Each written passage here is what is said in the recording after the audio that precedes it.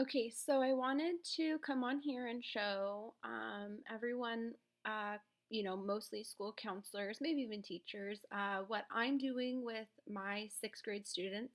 I'm a sixth grade counselor, and I created this Google form for them to fill out each week. I will be changing this form just to get a better idea of what my kids may need. Um, and just kind of check in with them and see where they're at. So each week this will change, but for this first week that I'm doing this, because this was our first week of online learning, this is my Mrs. McNaughton check-in.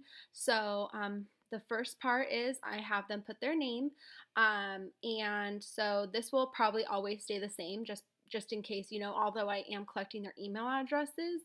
Sometimes students like to, um, they have a shortened version of their name or a nickname that they like to be called. So I like to always be respectful of that. So your name, and then the next section is on a scale of 1 to 4. So I have here 1 is bad, 2 is okay, 3 is good, and 4 is great. So then they have this visual, which is nice, especially for kids. They are in middle school, but they are only sixth grade, so 10, 11 years old. So even for me as an adult, I love visuals, and I'm a super visual person. So this bad, okay, good, and great.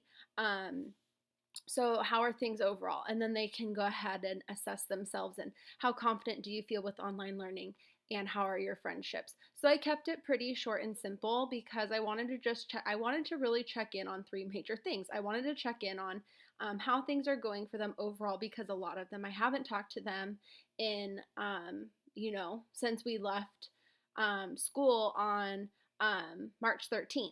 And so I just wanted to check in and see how they were overall, how confident they feel with online learning, and how their friendships are going. So the next section they go to is the mood meter.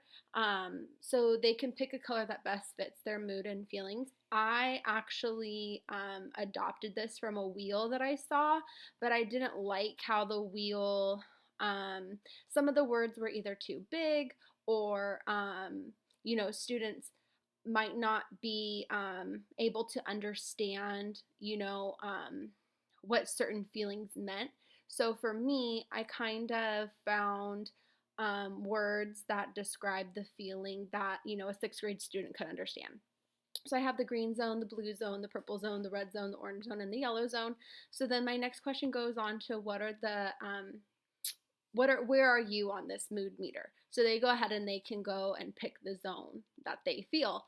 The next question is a follow-up question to that. What feeling in that zone are you feeling the most? So for example, I model for them, and I give them an example of, I'm in the yellow zone and I feel hopeful. So then they can go back and they can say, okay, well, I thought I was in the blue zone because I'm feeling pretty peaceful, but I'm feeling calm. So then the students have put, I'm in the blue zone and I feel calm. The last and final section, again, I wanted to keep this short and sweet and just get to the point of checking in with them. And it's, I wish my counselor knew. So something that they would like for me to know. I'm getting an array of responses. So this was really nice, this free write, because it's just having me be able to check in with them and see where they're at, and anything that they would like to share with me, whether it be, good, bad, happy, or sad. So yeah, that's what I'm doing. If you would like me to share a copy of this resource with you, just let me know. I'm more than willing to do that. All right, everybody, stay happy, safe, and calm.